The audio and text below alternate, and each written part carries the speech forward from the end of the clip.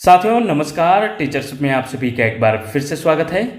साथियों गणित शिक्षण के इस वीडियो में हम आज बात करने वाले हैं इकाई 2 पर। साथियों हमने इसके पूर्व वीडियो में गणित की प्रकृति इकाई 1 पर टॉप 51 क्वेश्चन देखे थे, जो पूरा एग्जाम में जितने भी एग्जाम में पूछा गया है अभी तक, सीजी टेट हो या शिक्षक भर्ती हो, उन सभी प्रश्नों को हम इसमें शामिल किए हैं। 2011 से लेकर 2023 तक जितने भी इस चैप्टर से, इस इकाई से प्रश्न बनाए हैं उसे हमने उस वीडियो में शामिल किए थे। अगर नहीं देखे होंगे तो निश्चित रूप से उस वीडियो को जाकर जरूर देखें और पूरा 7 नंबर उसमें कवर होगा। आज हम इस वीडियो में गणित सीखना, सिखाना व आकलन में सीखने का मॉडल बनाना, सीखना यानी रटना, बैंकिंग मॉडल, प्रोग्रामिंग मॉडल, रचनावादी मॉडल और गणितीय शिक्षण विधियाँ, इन सभी पर निश्चित रूप से इन सभी को हमने डिटेल वीडियो बना चुके हैं। आज हम इन सभी का मिलाकर हम प्रैक्टिस सेट, एक प्रकार से देखा जाए तो हम इसमें तैयारी करेंगे और वो प्रैक्टिस सेट में जितने भी एमसीक्यू प्रश्न शामिल रहेगा वो कहीं ना कहीं पूरे अभी तक जितने भी एग्जाम में आया है, टेट हो या शिक्षक भर्ती में, उन सभी को शामिल किए हैं। तो निश्चित रूप से साथियों वीडियो में बने रहिएगा, बहुत ही आपके परीक्षा के लिए उपयोगी होने वाला है। और हाल ही में जो सीजी टेट होने वाला है 2024 का, उसके लिए तो फिर बहुत ही अच्छा कारगर साबित होगा। तो चलिए दोस्तों अपने एमसीक्यू प्रश्न तरफ चलिए। तो साथियों स्टार्ट करते हैं हमारा टॉप 41 एमसीक्यू एग्जाम में पूछा गया प्रश्न। साथियों हमारा पहला क्वेश्चन है, पढ़ाने की प्रक्रिया से हटकर सीखने की प्रक्रिया पर जोर होता है। ऑप्शन ए है पाठ्यक्रम केंद्रित शिक्षण, ऑप्शन बी है बाल केंद्रित शिक्षण, ऑप्शन सी है शिक्षक केंद्रित शिक्षण और ऑप्शन डी है इनमें से कोई नहीं। यह सीजी व्यापम सीजी टेट में 2016 में प्राइमरी शिक्षक के लिए पूछा गया प्रश्न है। साथियों निश्चित रूप से हमने शिक्षण विधियाँ जो वीडियो स्टार्ट किए थे उसमें हमने शिक्षण विधियों को 3 भागों में बांटा गया था। इस प्रकार बताया गया है कि शिक्षक केंद्रित होती है, बाल केंद्रित होती है और तीसरा होता है तकनीकी केंद्रित। तो निश्चित रूप से साथियों सीखने की प्रक्रिया पर जोर दिया जाता है और वह जो है निश्चित रूप से बाल केंद्रित शिक्षण पर जो है सीखने की प्रक्रिया पर जोर दिया जाता है। तो निश्चित रूप से इसका जो आंसर होगा ऑप्शन बी होगा। आगे बढ़ते हैं, हमारा नेक्स्ट क्वेश्चन है, राष्ट्रीय पाठ्यचर्या की रूपरेखा एनसीएफ 2005 के अनुसार विद्यालयों में गणित शिक्षण का संकीर्ण उद्देश्य है। ऑप्शन ए है संख्यात्मक कौशलों का विकास, ऑप्शन बी है बीजगणित पढ़ाना, ऑप्शन सी है परिकल्पना व मापन पढ़ाना, ऑप्शन डी है रैखिक बीजगणित से संबंधित दैनिक जीवन की समस्याओं की शिक्षा। निश्चित रूप से यह भी 2016 में पूछा गया प्रश्न है। तो साथियों याद रखिएगा, हमने गणित शिक्षण का उद्देश्य एक वीडियो में बताया हुआ है, प्लेलिस्ट में जाकर जरूर देख सकते हैं। तो निश्चित रूप से उसमें व्यापक उद्देश्य भी बताए हैं और संकीर्ण उद्देश्य भी। तो निश्चित रूप से डिटेल में पढ़ने के लिए उस वीडियो को जाकर देख सकते हैं। और यहाँ संकीर्ण उद्देश्य की बात करें तो निश्चित रूप से ऑप्शन ए इसका आंसर होगा, संख्यात्मक कौशलों का विकास। आगे बढ़ते हैं, हमारा नेक्स्ट क्वेश्चन है, गणित शिक्षण की विधि जो छोटी कक्षाओं को पढ़ाने के लिए उपयुक्त नहीं है वह है, ऑप्शन ए है विश्लेषणात्मक विधि, ऑप्शन बी है व्याख्यान विधि, ऑप्शन सी है प्रयोगशाला विधि, ऑप्शन डी है आगमन निगमन विधि। साथियों याद रखिएगा, यह वर्ग 2 के लिए सीजी टेट 2016 में पूछा गया प्रश्न है। तो निश्चित रूप से इसका जो आंसर लिया गया था प्रयोगशाला विधि को, तो इसका आंसर जो है ऑप्शन सी होगा, प्रयोगशाला विधि। आगे बढ़ते हैं, हमारा नेक्स्ट क्वेश्चन है, निम्न में वैज्ञानिक विधि के पदों का सही क्रम है। ऑप्शन ए है परिकल्पना, प्रयोग, समस्या, निष्कर्ष, ऑप्शन बी है समस्या, प्रयोग, परिकल्पना, निष्कर्ष, ऑप्शन सी है प्रयोग, समस्या, निष्कर्ष, परिकल्पना, ऑप्शन डी है समस्या, परिकल्पना, प्रयोग फिर निष्कर्ष। निश्चित रूप से साथियों वैज्ञानिक विधि के पदों का सही क्रम जो है ऑप्शन डी होगा। सबसे पहले समस्या प्रस्तुत किया जाता है, फिर उस पर परिकल्पना निर्माण करते हैं, फिर प्रयोग होता है, फिर लास्ट में हम निष्कर्ष तक पहुंचते हैं। यही इसका सही क्रम होगा, ऑप्शन डी इसका आंसर होगा। आगे बढ़ते हैं, हमारा नेक्स्ट क्वेश्चन है, समांतर श्रेणी का सूत्र समझाने के लिए सबसे उपयुक्त कौन सी विधि है। ऑप्शन ए है निगमनात्मक विधि, ऑप्शन बी है आगमनात्मक विधि, ऑप्शन सी है वैश्लेषिक विधि और ऑप्शन डी है ए तथा बी दोनों।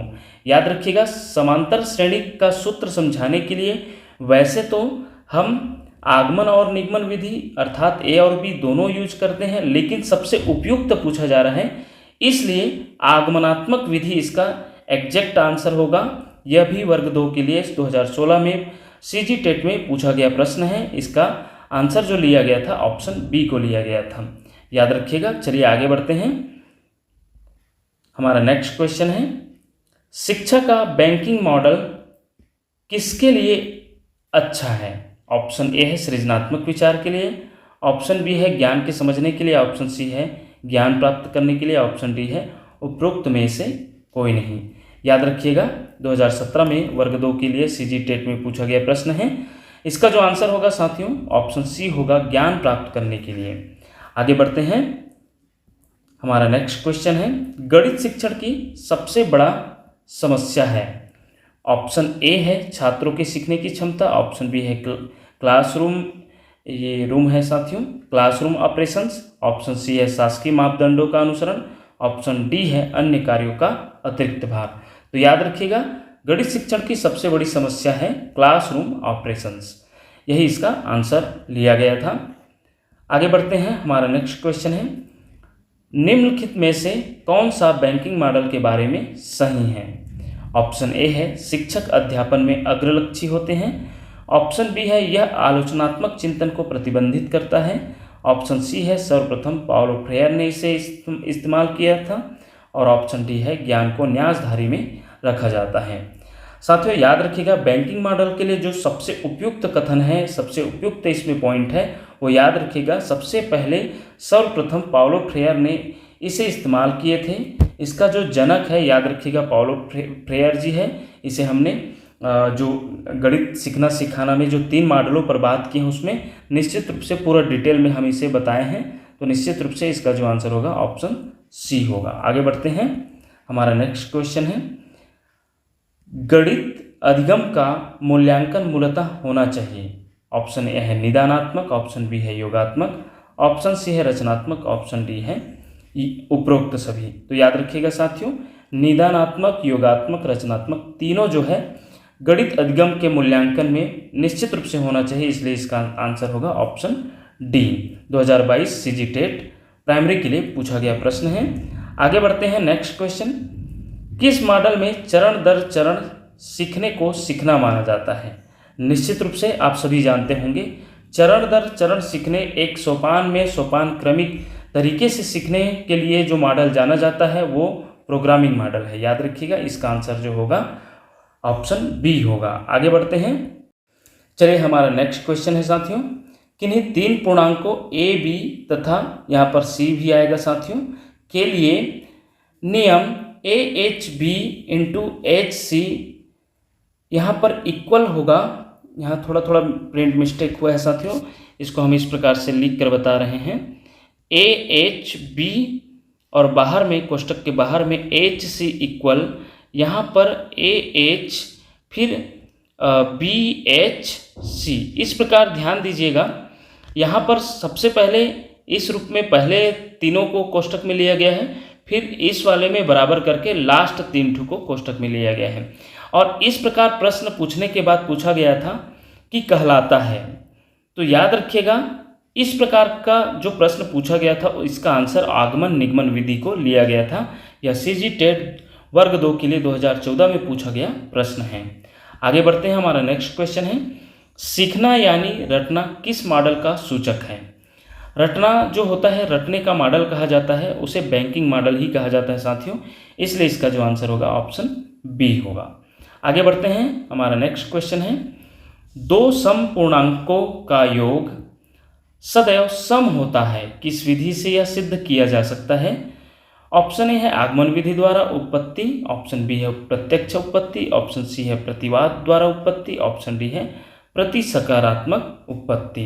तो याद रखिएगा, इसका जो आंसर होगा ऑप्शन बी होगा, प्रत्यक्ष उत्पत्ति द्वारा इसे जो है सिद्ध किया जा सकता है। इसका आंसर ऑप्शन बी है। आगे बढ़ते हैं। हमारा नेक्स्ट क्वेश्चन है, सूचना के ज्ञात अंशों को एक साथ रखना और ज्ञात से अज्ञात की ओर बढ़ना कहलाता है। तो निश्चित रूप से साथियों यह 2016 में भी पूछा गया था, 2022 में भी, और इसे हम जो है देखा जाए विश्लेषण संश्लेषण विधि के नाम से एक अलग से सेपरेट वीडियो बनाए हैं, उसमें भी हम अच्छे से समझाए हैं। तो निश्चित रूप से वहाँ पर भी जाकर इसे डिटेल में समझ सकते हैं। यहाँ सूचना के ज्ञात अंशों को एक साथ रखना फिर ज्ञात से अज्ञात की ओर बढ़ना, यह संश्लेषणात्मक विधि को इंगित कर रहा है, इसलिए इसका आंसर ऑप्शन बी होगा। आगे बढ़ते हैं। हमारा नेक्स्ट क्वेश्चन है, मिलते जुलते और बार बार होने वाले अनुभवों के आधार पर नतीजों तक पहुंचने वाले तरीकों को कहा जाता है। तो साथियों याद रखिएगा, मिलते जुलते और बार बार अनुभव के आधार पर जो पहुंचने वाला एक तरीका होता है वह कहीं ना कहीं आगमन विधि को या आगमन तर्क को इंगित कर रहा है, इसलिए इसका आंसर ऑप्शन डी होगा। आगे बढ़ते हैं। हमारा नेक्स्ट क्वेश्चन है, प्रत्येक अभाज्य संख्या के 2 गुणनखंड होते हैं। प्राथमिक स्तर पर इसे सिद्ध करने के लिए किस पद्धति का पालन किया जाना चाहिए? ऑप्शन ए है आगमनात्मक, ऑप्शन बी है निगमनात्मक, ऑप्शन सी है विश्लेषण, ऑप्शन डी है संश्लेषण। साथियों यह भी ऑप्शन ए आगमनात्मक को इंगित कर रहा है, इसलिए इसका आंसर ऑप्शन ए होगा। याद रखिएगा इसका आंसर ए लिया गया था, आगमनात्मक। आगे बढ़ते हैं साथियों। हमारा नेक्स्ट क्वेश्चन है, ऐसी प्रक्रिया जो किसी कथन को सभी स्थितियों में सिद्ध करे कहलाता है। ऑप्शन ए है निगमनिक तर्क, ऑप्शन बी है आगमनिक तर्क, ऑप्शन सी है प्रायिकता, ऑप्शन डी है विश्लेषण। साथियों सभी स्थितियों में सिद्ध करें, यह भी आगमनिक तर्क को ही इंगित कर रहा है।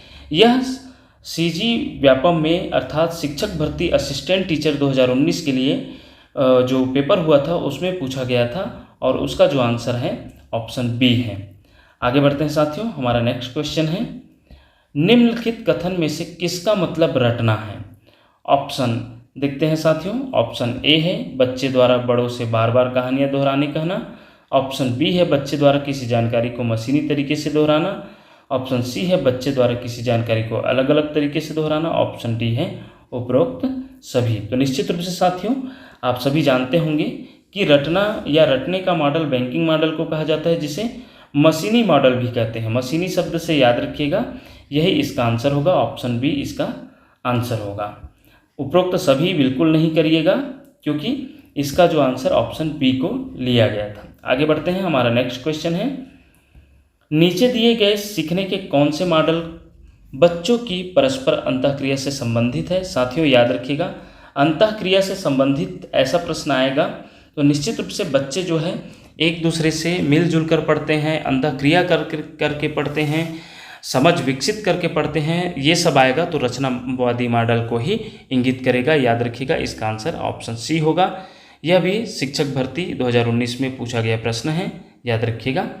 आगे बढ़ते हैं। चलिए साथियों, तो हमारा नेक्स्ट क्वेश्चन है, गणित पढ़ाने के संदर्भ में बैंकिंग मॉडल के तहत कथन सही है। ऑप्शन ए है कक्षा में कराए गए सवालों को या उन जैसे सवालों को बार बार हल कराएंगे, ऑप्शन बी है बच्चों को एक वक्त पर एक ही किस्म के सवाल देंगे, ऑप्शन सी है एक अवधारणा पर योजना बनाकर गतिविधि के द्वारा छानबीन कराएंगे, ऑप्शन डी है उपरोक्त में से कोई नहीं।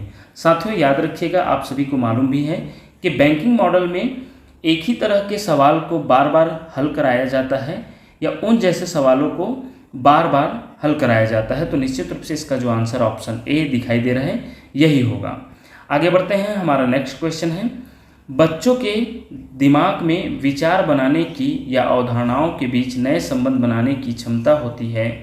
इस क्षमता को सीखने के कौन से मॉडल में स्थान नहीं दिया गया है? ऑप्शन ए है बैंकिंग और प्रोग्रामिंग मॉडल, ऑप्शन बी है बैंकिंग और रचनावादी मॉडल, ऑप्शन सी है प्रोग्रामिंग और रचनावादी मॉडल, ऑप्शन डी है उपरोक्त में से कोई नहीं।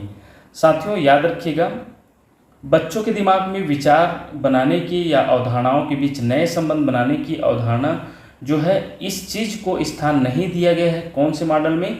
तो जो दिया गया है सबसे पहले बात करेंगे तो रचनावादी मॉडल में, और नहीं दिया गया है तो वो दो जो मॉडल बचा बैंकिंग और प्रोग्रामिंग में, इस सोच को जो है जगह नहीं दिया गया है, इसलिए इसका जो आंसर होगा ऑप्शन ए होगा, बैंकिंग और प्रोग्रामिंग मॉडल होगा। ऑप्शन ए इसका आंसर होगा। यह भी 2019 में शिक्षक भर्ती में पूछा गया प्रश्न है। चलिए हमारा नेक्स्ट क्वेश्चन है साथियों, एक रचनावादी कक्षा में आकलन के लिए दी गई गतिविधि का जोर किस बात पर होता है? ऑप्शन ए है बच्चा एल्गोरिथम का उपयोग कितनी दक्षता से करता है। ऑप्शन बी है बच्चा अन्य छात्रों की तुलना में किस क्रम पर है। ऑप्शन सी है बच्चे को आगे दिए जाने वाले कार्य की पहचान हो पाए। ऑप्शन डी है उपरोक्त सभी।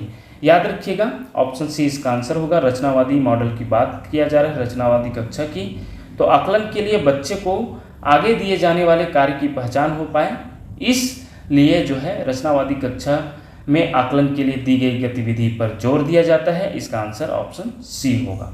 चलिए आगे बढ़ते हैं। हमारा नेक्स्ट क्वेश्चन है, शिक्षा की बैंकिंग मॉडल के लिए निम्नलिखित में से कौन सा सही नहीं है? ऑप्शन ए है विद्यार्थियों को जानकारी देता है। ऑप्शन बी है यह विद्यार्थियों को ज्ञान देता है। ऑप्शन सी है यह विद्यार्थियों में कौशल विकसित करता है। ऑप्शन डी है यह विद्यार्थियों को समझ देता है। तो याद रखिएगा समझ आधारित जो होता है वो रचनावादी मॉडल को बताता है, इसलिए यह बैंकिंग मॉडल के लिए सही कथन नहीं है। ऑप्शन डी इसका आंसर होगा। आगे बढ़ते हैं। हमारा नेक्स्ट क्वेश्चन है, कक्षा में बच्चों का मूल्यांकन का मुख्य उद्देश्य है। ऑप्शन ए है बच्चों की आत्मविश्वास बढ़े। ऑप्शन बी है बच्चों की तुलनात्मक प्रवीणता की जानकारी शिक्षक को प्राप्त हो। ऑप्शन सी है बच्चों की विषय ज्ञान में समझ बढ़े। ऑप्शन डी है बच्चे कक्षा में नियमित रहे। तो याद रखिएगा इसका भी आंसर ऑप्शन बी होगा। बच्चों के तुलनात्मक प्रवीणता की जानकारी जो है शिक्षक को प्राप्त हो, इसलिए कक्षा में बच्चों का मूल्यांकन का मुख्य उद्देश्य होता है। ऑप्शन बी इसका आंसर होगा। आगे बढ़ते हैं। हमारा नेक्स्ट क्वेश्चन है, गणित शिक्षण विधि कक्षा में यह एक तरीका है। गणित शिक्षण विधि कक्षा में यह एक तरीका है पूछा जा रहा है। ऑप्शन ए है शिक्षकों के बॉडी एक्शन का। ऑप्शन बी है विषय वस्तु के प्रेजेंटेशन का। ऑप्शन सी है याददाश्तीकरण का। ऑप्शन डी है मानसिक व्यायाम का। तो निश्चित रूप से साथियों यह विषय वस्तु के प्रेजेंटेशन का है।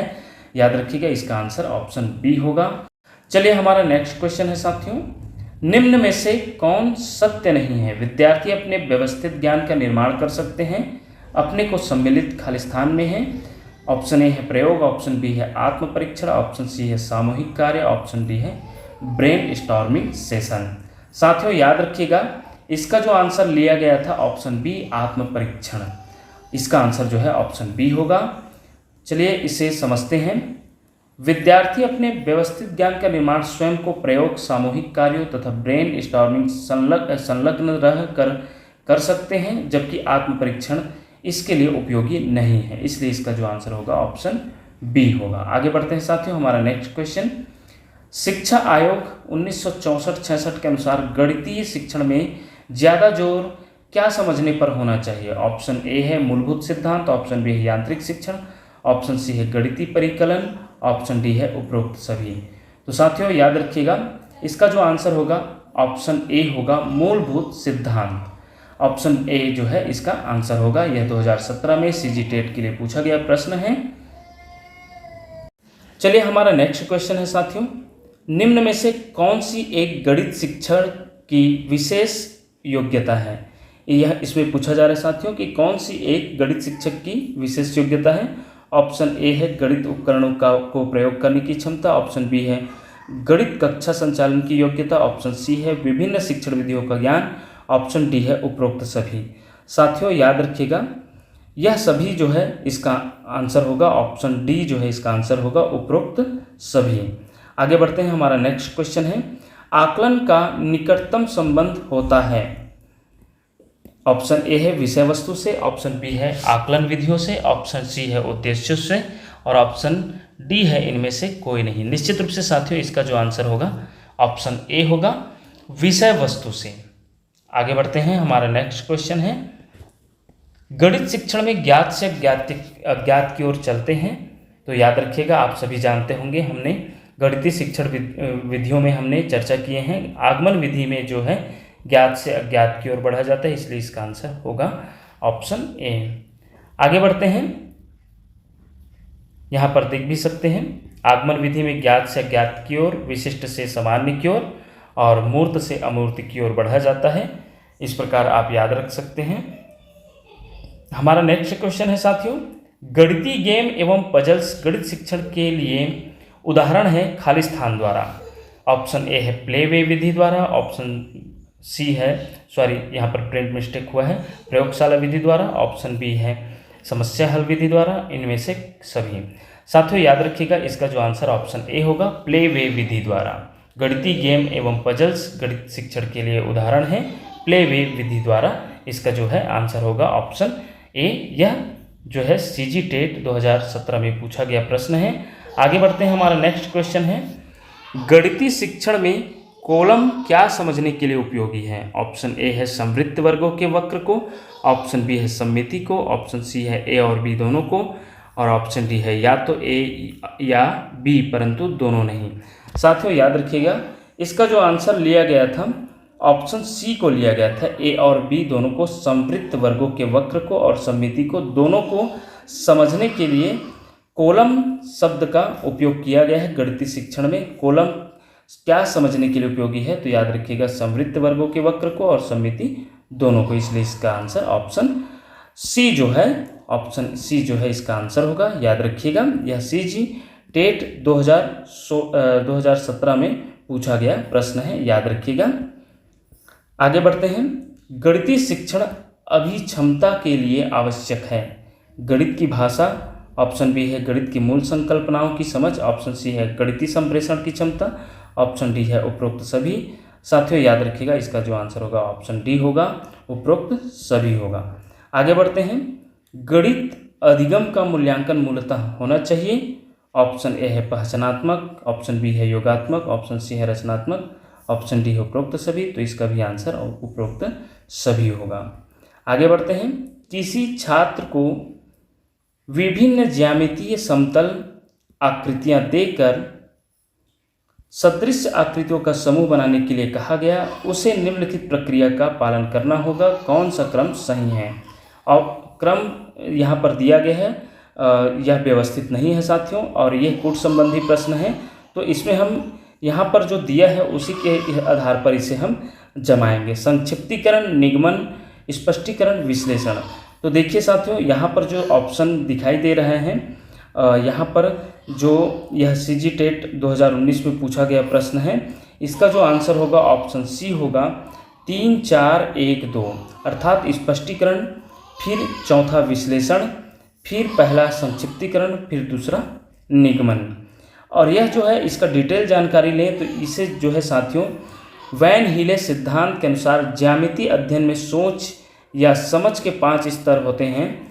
पहला है स्पष्टीकरण, विजुअलाइजेशन, दूसरा है विश्लेषण, तीसरा है संक्षिप्तीकरण, चौथा है निगमन और पांचवा है कठोरता। इस प्रकार के ये वैन हीले के सिद्धांत के द्वारा ज्यामितीय अध्ययन के लिए दिए गए 5 स्तर है और उसका इसी प्रकार यह क्रम भी है। यदि किसी छात्र को विभिन्न ज्यामितीय समतल आकृतियां देकर सदृश आकृतियों का समूह बनाने के लिए कहा जाए तो उसे वैन हीले के स्तरों का पालन करना होगा। अतः विकल्प सी जो है सही होगा। यहाँ पर जो दिखाई दे रहा है इसमें विकल्प सी जो है सही होगा साथियों, याद रखिएगा। यह जो है बहुत ही इंपॉर्टेंट प्रश्न है साथियों, याद रखिएगा, और भी पूछा जा सकता है, इसलिए विशेष याद रखिएगा। नेक्स्ट क्वेश्चन है साथियों, रचनावादी कक्षा में आकलन का उद्देश्य होता है बच्चों को सोचने के लिए प्रेरित करना, सीखने में उनकी मदद करना, वे किस तरह सोच रहे हैं यह समझने में शिक्षक मदद करें, बच्चों को बताना कि वे क्या नहीं सीख पाए। साथियों याद रखिएगा यह भी कूट संबंधी है, इसमें कौन कौन सा कथन इसमें शामिल होगा, तो याद रखिएगा इसमें 1 2 3 तीनों जो कथन हैं वो बिल्कुल एग्जैक्ट हो रहा है आकलन के लिए, कि बच्चों को सोचने के लिए प्रेरित करना बिल्कुल सही है, सीखने में उनकी मदद करना बिल्कुल सही है, वे किस तरह सोच रहे हैं यह समझने में शिक्षक मदद करे। तो ये ऑप्शन ए जो दिखाई दे रहा है यही इसका आंसर होगा। यह 2021 में जो टेट हुआ था उसमें पूछा गया प्रश्न है। आगे बढ़ते हैं, सीखने के मॉडल में कौन कौन सी बातें सम्मिलित होती है? सीखने का अर्थ क्या है, इसकी समझ, विषय वस्तु की प्रकृति की समझ, सीखने की विधियों की समझ, बच्चे कैसे सीखते हैं इसकी समझ। तो साथियों याद रखिएगा हमने जो है सीखने के मॉडल में बताए हैं उसमें सबसे शुरू में इसी को बताया है, याद रखिएगा। तो उस सेपरेट वीडियो को जाकर देख भी सकते हैं। यहाँ पर जो दिखाई दे रहे हैं साथियों, पहला, दूसरा और यहाँ पर चौथा, यह जो है सही कथन आएगा, अर्थात इसके अनुसार जो बी दिखाई दे रहा है पहला, दूसरा, चौथा, यही इसका आंसर होगा, ऑप्शन बी होगा। आगे बढ़ते हैं, रचनावादी कक्षा की विशेषताएं हैं। ऑप्शन ए है, यहाँ पर पहले कुट संबंधी प्रश्न है, पहले कथन देखते हैं। शिक्षक खोजबीन करने में बच्चों की मदद करते हैं, बच्चों के पास अभ्यास करने के पर्याप्त अवसर होते हैं, बच्चे एक दूसरे से विचार विमर्श कर सकते हैं, शिक्षक बच्चों को प्रश्न पूछने और अपनी बात रखने की स्वतंत्रता देते हैं। साथियों याद रखिएगा, इसका जो आंसर होगा ऑप्शन सी होगा।